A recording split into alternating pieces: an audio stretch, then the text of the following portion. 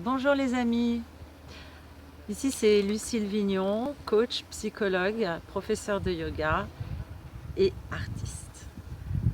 Aujourd'hui je voudrais vous parler de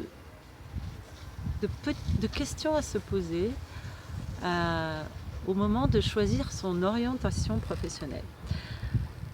Ce sont 3 petites questions que j'ai posées récemment à une jeune femme que j'ai rencontrée dans le train et qui était un petit peu perdue, qui avait effectué déjà des tests donc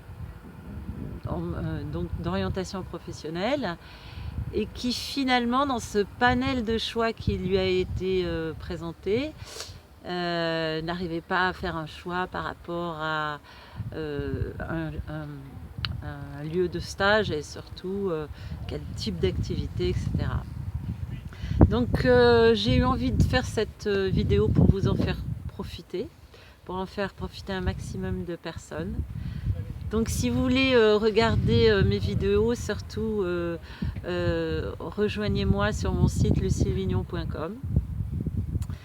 Et voici donc ces 3 questions à se poser. Donc la première, par rapport à un choix professionnel, c'est qu'est-ce que je peux faire, qu'est-ce qui a du sens pour moi que je fais et que je peux faire sans forcément avoir une rémunération.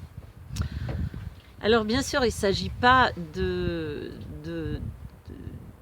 faire forcément du bénévolat, etc. Mais regardez ce que vous faites, peut-être tous les jours.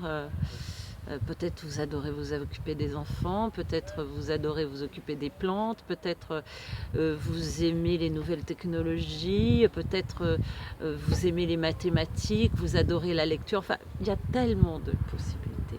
Et ces choses-là, vous pourriez les faire peut-être. Donc c'est la deuxième question. Combien de temps vous pouvez faire ces choses par jour, voire par mois? Donc si vous êtes capable de faire une activité pendant 10 heures par jour, sans vous rendre compte du temps qui passe, etc., c'est effectivement un point très important pour votre orientation professionnelle. Je vous encourage à aller plutôt regarder vers ces activités-là. Et puis la troisième question, c'est celle de tout ce que vous lisez autour de cette activité. Qu'est-ce qui vous intéresse? Qu'est-ce qui suscite votre curiosité?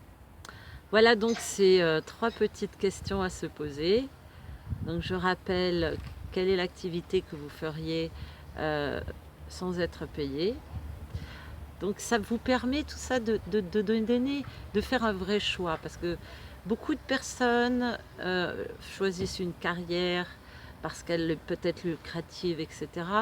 Mais elles peuvent aussi faire perdre le sens de leur existence.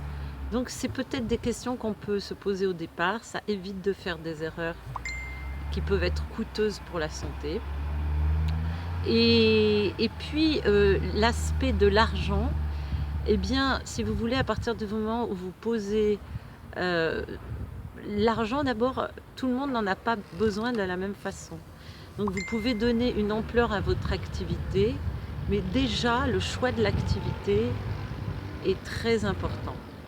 Vous pouvez être coiffeuse, ouvrir des salons de coiffure, vous pouvez faire de la confiture et faire une multinationale de confiture. L'important, c'est d'aimer coiffer, c'est d'aimer faire des confitures. Voilà, donc je vous embrasse. Donc les 3 questions, c'est bien ce qu'on aimerait faire même sans être payé, le temps qu'on y passerait. Et la dernière, qu'est-ce qui nous intéresse, qu'est-ce qui suscite notre attention et notre curiosité. Je vous embrasse, à bientôt j'espère, sur mon site lucillevignon.com. Merci.